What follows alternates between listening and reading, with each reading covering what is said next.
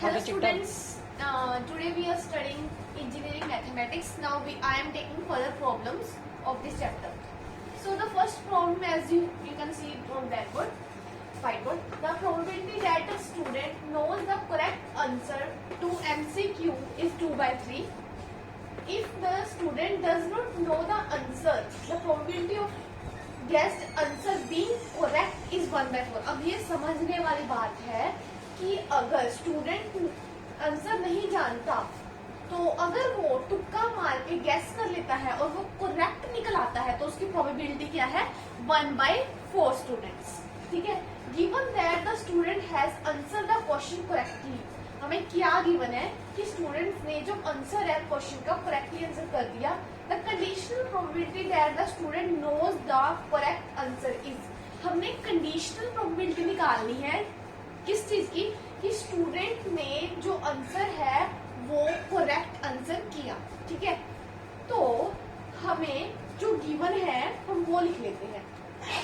पहले हमें गिवन है student know the correct answer. देखो अगर स्टूडेंट को आता भी है और जो आता है वो करेक्ट है तो उसकी प्रोबेबिलिटी 2/3. मतलब प्रोबेबिलिटी नो वाले की और करेक्ट वाले की इक्वल टू 2/3. ठीक है. अगर नो और करेक्ट वाले की 2/3 है और तो डज नॉट नो वाले की क्या होगी. डज नॉट नो वाले की प्रोबेबिलिटी क्या होगी 1 - 2/3 मीन्स 1/3. Okay students. एंड अब हम इससे निकाल सकते हैं कि students does not know answer पर उसने गैस भी मारा और वो करेक्ट भी हो गया. पहले तो उसकी गैस मारने की प्रोबेबिलिटी. स्टूडेंट्स देखो स्टूडेंट गैस तब मारेगा जब उसको आता नहीं है. स्टूडेंट्स को नहीं आता उसकी प्रोबेबिलिटी क्या है 1/3. अब नहीं आता तो वो गैस मारेगा. गैस मार के भी अगर उसका आंसर करेक्ट हो गया तो उसकी प्रोबेबिलिटी 1/4. ठीक है. तो ये किस चीज की प्रोबेबिलिटी निकलती है. ये निकलती है प्रोबेबिलिटी की कि डज नॉट नो. मैं डी के डाल देती हूँ शॉर्ट फॉर्म. फिर भी उसने गैस मारा और वो करेक्ट हो गया. इसकी प्रोबेबिलिटी आ जाती है 1/12. अब हमने निकालना क्या है. ठीक है. कंडीशनल प्रोबेबिलिटी निकालने की student know the correct answer is. Student को पता भी है और वो करेक्ट भी है. इस चीज की प्रोबेबिलिटी निकालनी है. मतलब स्टूडेंट आंसर करेक्ट आ रहा है और उसको पता भी है इस चीज की प्रोबेबिलिटी. तो इसका फॉर्मूला देखो हम देखते हैं. इसका फॉर्मूला ये आता है बेस थ्योरम से K intersection C upon probability of C. ठीक है. नीचे उसकी प्रोबेबिलिटी आ जाएगी. ऊपर दोनों के होने की उसको आता भी है और करेक्ट भी है. ठीक है. अब करेक्ट दो केसेस में हो सकता है. या तो बंदा तुक्का मार ले, तुक्का मार के करेक्ट हो गया, या फिर उसको पता है तो करेक्ट हो गया. अब हमें गिवन था अगर उसको पता है तो करेक्ट हो गया तो उसकी 2/3 है. अगर उसने गैस मारा और फिर भी करेक्ट हो गया तो उसकी 1/12 है. ठीक है. इन दोनों को जब ऐड करेंगे तो आएगी सही होने की प्रोबेबिलिटी और ऊपर आएगी प्रोबेबिलिटी कि उसको पता है. ऊपर आएगा 2/3. नीचे करेक्ट होने की प्रोबेबिलिटी दो चीजों से निकल के आएगी. एक तो आएगी उसको पता है और करेक्ट हो गया, प्लस उसको पता नहीं है उसने गैस मारा फिर भी उसका आंसर करेक्ट हो गया. ठीक है. तो ये आएगा ऐसे 2/3 divided by 2/3 plus 7/12 equals to 8/9. ठीक है. इसका आंसर आ गया 8/9. So this is the answer of this question. Okay students, आप देख सकते हो, स्क्रीनशॉट ले सकते हो इसका कि ये आंसर मैंने कैसे निकाला. ओके. तो अब हम मूव करते हैं नेक्स्ट क्वेश्चन की तरफ.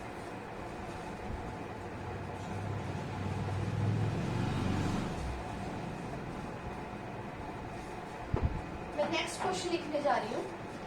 देखना. ठीक है. There are 10 coins of these mines. ठीक है. नेक्स्ट क्वेश्चन है there are 10 there are 10 coins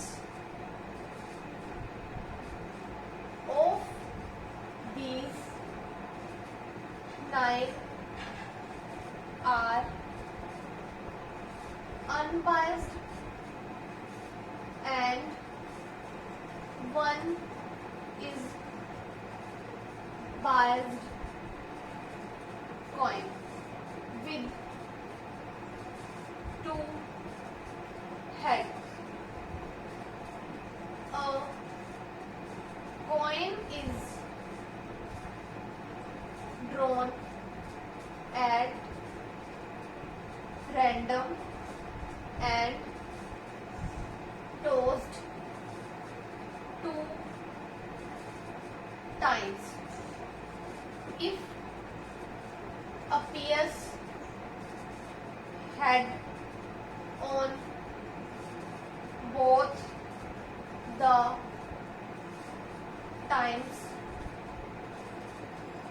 then the probability that the head is happened in biased coin is. ये है क्वेश्चन. अब जब आप इसमें देख रहे हो, इसमें दो तरह के कॉइन्स होते हैं. एक होते हैं बायस्ड कॉइन्स, एक होते हैं अनबायस्ड कॉइन्स. बायस्ड कॉइन्स वो होता है जिसमें कि कुछ भी आ सकता है, ठीक है. उसमें दोनों हेड आ सकते हैं, दोनों टेल आ सकते हैं, ठीक है. अनबायस्ड कॉइन वो होता है जिसमें बाइसिंग नहीं की जाती कि यही आएगा. उसमें हेड और टेल दोनों आएंगे. एक तरफ हेड होगा, एक तरफ टेल होगा. बायस्ड कॉइन ऐसे होते हैं मैं एक तरफ से हेड टेल को मिटा के हेड कर दूं, या फिर दूसरी तरफ से हेड को मिटा के टेल कर दूं. जैसे आप गेम्स में देखते हो, जैसे आपने देखा होगा कि दोनों टाइप तरफ, एक शोले मूवी में देखा होगा, दोनों तरफ हेड ही आएगा, चाहे आप इधर करो उधर, क्योंकि वो बायस्ड कॉइन था, ठीक है. ऐसे ही बायस्ड कॉइन में दोनों तरफ जो हम चाहते हैं वही आता है, ठीक है. होते हैं बायस्ड और अनबायस्ड कॉइन, ठीक है. 10 कॉइन्स है, उसमें से एक बायस्ड है, बाकी कुछ बायस्ड है, कुछ अनबायस्ड है, ठीक है. जो बायस्ड है उसमें आएगा हेड एंड टेल, जो अनबायस्ड है उसमें आएगा हेड एंड हेड. बायसिंग मतलब हेड और टेल. अनबायस्ड उसमें कुछ बायसिंग है ही नहीं, उसमें दो चीजें है ही नहीं, ठीक है. तो उसमें आ जाएगा हेड एंड हेड, ठीक है. करेक्ट कर लीजिएगा. अब हमें निकालना क्या है, इसमें दिया हुआ है 9 अनबायस्ड है, मतलब अनबायस्ड कितने हैं 9 और एक बायस्ड है कॉइन, ठीक है. विथ 2 हेड्स और उसमें हेड हेड है. A coin is drawn at random and tossed 2 times. हमें कॉइन को निकाला, दोनों में से हमने नहीं पता कौन सा निकाला, उसको 2 टाइम टॉस किया. If appears head on both the time, हमने जो किया पहली बार में हेड आया और दूसरी बार जब हमने टॉस किया फिर से हेड आया, मतलब 2 बार हमें हेड आया. ये क्या है, हमें गिवन है, ठीक है.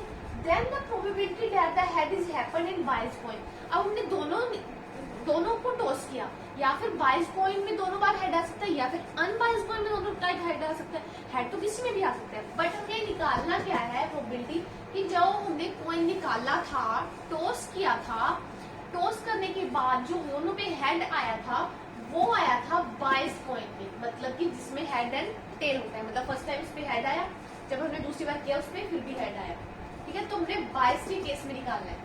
तो हमें निकालना क्या है, 2 टाइम्स हेड आया, ये हमें पता है. इसमें आया बायस्ड कॉइन में, निकालना हमें ये फ्रॉम बेस 0, ठीक है. तो इसकी प्रोबेबिलिटी देखो क्या होती है, नीचे तो प्रोबेबिलिटी ऑफ 2 टाइम्स हेड आ जाती है, ऊपर आ जाता है प्रोबेबिलिटी दोनों के आने की, बायस्ड कॉइन से भी आए और 2 टाइम्स हेड भी आए, ठीक है. तो इसको हम कैसे निकालते हैं, देखो 2 बार हेड कैसे आ सकता है, या फिर अनबायस्ड कॉइन में 2 बार हेड आ सकता है. दोनों बार अगर हम टॉस करेंगे उसकी तरफ तो है ही हेड, तो उसमें हेड आ सकता है 2 बार. या फिर बायस्ड कॉइन में हेड आ सकता है, ठीक है. मतलब 2 हेड आने की प्रोबेबिलिटी 2 तरीके से निकलेगी, या फिर वो अनबायस्ड कॉइन में 2 हेड आए, या फिर और करके बायस्ड कॉइन में 2 बार हेड आए, ठीक है. अब अगर अनबायस्ड कॉइन है, अनबायस्ड कॉइन टोटल कितने हैं 9, टोटल कॉइन कितने हैं 10. पहले अनबायस्ड कॉइन को चूज करने की प्रोबेबिलिटी क्या है 9/10.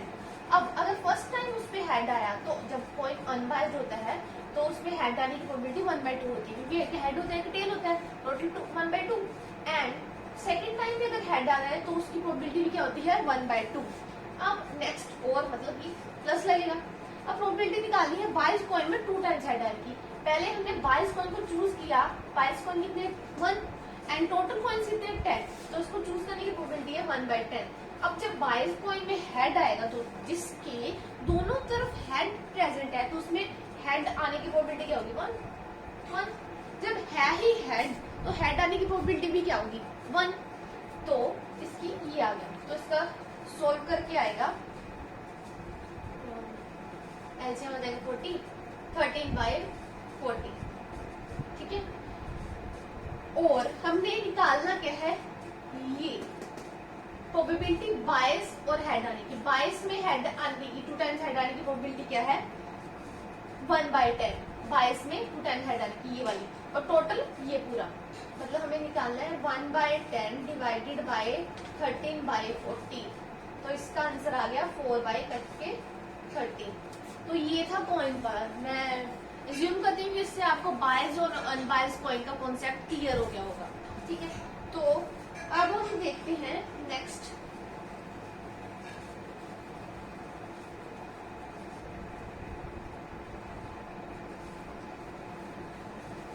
अब हमने काफी क्वेश्चंस देख लिए, अब हम नेक्स्ट कुछ थ्योरी का पार्ट देखते हैं।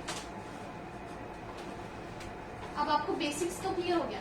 अब हम नेक्स्ट मूव करते हैं डिस्ट्रीब्यूशन पे। हमने देखा था कि बेसिक्स के बाद क्या आएगा डिस्ट्रीब्यूशन। ध्यान से पढ़ना, ये सबसे इम्पोर्टेंट कॉन्सेप्ट है, ग्रेड में पक्का इससे एक ना एक क्वेश्चन देखने को मिलेगा। डिस्ट्रीब्यूट हम करते हैं, डिस्ट्रीब्यूट मतलब बांटना। हम बांटते कब है जब हमारे पास चीज ज्यादा हो। अब आपके पास 10 रुपए है, आप उसको क्या बांटोगे? नहीं भाई, आप गरीब हो, आप नहीं बांटोगे। जब आपके पास 100 रुपए है तब क्या आप बांटोगे? आपको खुद उसकी जरूरत है, आप क्यों बांटोगे? हाँ, अगर आप करोड़पति हो तो आप बांट सकते हो जितना चाहे। ठीक है, तो बांटते कब है जब हमारे पास वैल्यू ज्यादा होती है। ठीक है, बाइनोमियल यूज करते हैं हम इसमें। बाइनोमियल आपने पढ़ा होगा, ये टॉपिक +1 में टॉपिक आता है बाइनोमियल डिस्ट्रीब्यूशन का। ये तब यूज होता है जब n की वैल्यू ज्यादा हो, हमारे पास चीजें ज्यादा हो, बांटने वाली चीजें ज्यादा हो, या फिर हमारे पास आउटकम्स ज्यादा बन के आए। ठीक है, जब हम कॉइन को 2 बार टॉस करते हैं तो 4 होती है, 3 बार टॉस करते हैं तो 8 आउटकम्स होती है। अगर हम कॉइन को 5 टाइम टॉस करें तो देखते हैं आउटकम्स कितनी आएंगी। ठीक है, तो कॉइन में क्या आ सकता है, या हेड या टेल। ठीक है, जब हम उसको टॉस करेंगे तो उसकी जो आउटकम्स आएंगी 2/5 मतलब 32। अब 32 आउटकम्स को हम लिख सकते हैं। ये बात नहीं है कि हम 32 आउटकम्स को लिख नहीं सकते, लिख सकते हैं, पर लिखना क्या भाई? अगर हमारे पास इजी फॉर्मूला है जिससे हम डायरेक्टली निकाल सकते हैं कि इसको डिस्ट्रीब्यूट करने के बाद इसकी क्या क्या आउटकम बनेंगी, कैसे इसको सोल्व करना है, तो हम इसको डायरेक्टली फॉर्मूला से करेंगे। ठीक है, ये क्या टोटल ट्रायल्स कि हमने कितनी बार उसको टॉस किया। ठीक है, आउटकम्स क्या होती है उसकी सैंपल स्पेस। सैंपल स्पेस मतलब कि उसके आउटकम 32 है, मतलब इसमें सैंपल स्पेस में 32 होंगे। ठीक है, प्रोबेबिलिटी ऑफ हैपनिंग हमने निकालनी होती है। अगर P ही एज्यूम कर लेते हैं हम, प्रोबेबिलिटी ऑफ हैपनिंग है कि कुछ हो रहा है, मतलब अगर कॉइन टॉस किया तो probability of happening of head 1/2। ठीक है, प्रोबेबिलिटी ऑफ हैपनिंग हमने मान लिया P को, तो प्रोबेबिलिटी ऑफ नॉट हैपनिंग क्या होगी? अगर हैपनिंग की प्रोबेबिलिटी P है तो नॉट हैपनिंग की क्या होगी? टोटल प्रोबेबिलिटी तो 1 होती है, total probability of not happening क्या होगी? 1 - P। तो हम यूज्यूम कर लेते हैं कि वो Q के इक्वल होगी। ठीक है, Q is equals to 1 - P। ठीक है, ये क्या होगी? Probability of not happening. ठीक है, तो हमें इससे डायरेक्ट फॉर्मूला मिल रहा है भाई। अगर हमने प्रोबेबिलिटी निकालनी है कि हमने इतने कॉइन्स गिरे, टॉस हुए, इतनी बार हमें हेड आया, टेल आया, क्या प्रोबेबिलिटी निकल के आई। ठीक है, तो इसका डायरेक्ट फॉर्मूला होता है प्रोबेबिलिटी का P of R equal to, पहले हमने टोटल में से कितने आए, NCR, R मतलब कितने बार आया हमें। ठीक है, P रेशो कितनी बार हुआ, कितनी बार प्रोबेबिलिटी ऑफ हैपनिंग कितनी बार हुई, और क्यों कितनी बार नहीं हुई, मतलब n माइनस आर फोटोन से माइनस कर देंगे। तो ये फॉर्मूला सबसे इम्पोर्टेंट है। ये फॉर्मूला कब यूज होता है, जब n की वैल्यू वो ज्यादा हो, ठीक है, n इज ग्रेटर, ये फॉर्मूला तब यूज होता है। अब इसी फॉर्मूले में हम देखते हैं मीन निकालने का फॉर्मूला। मीन क्या होता है, mean equals to N P, सारे डिस्ट्रीब्यूशन में उसका मीन निकालेंगे तो ये आएगा। वेरिएंस का फॉर्मूला क्या होता है, variance is equals to N P Q, ठीक है। तो मीन का फॉर्मूला ये, वेरिएंस का फॉर्मूला एन पी क्यू। तो यहाँ तक आपको समझ आया होगा बाइनोमियल डिस्ट्रीब्यूशन क्या कहाँ हम यूज करते हैं, P क्या है, Q क्या है, N क्या है, R क्या है। कि हमने 10 बार कॉइन गिरा तो उसमें से हमें 3 बार की आ आया उसमें, तो उसकी प्रोबेबिलिटी NCR से हम फाइंड कर लेंगे। P मतलब कितनी बार क्या आया, P रेशो पर R, Q रेशो पर N माइनस R। तो ये फॉर्मूला था हमारा बाइनोमियल डिस्ट्रीब्यूशन का। सो अब तक के लिए students thank you so much. Next हम देखेंगे पॉइजन्स डिस्ट्रीब्यूशन कब यूज होता है। Thank you students.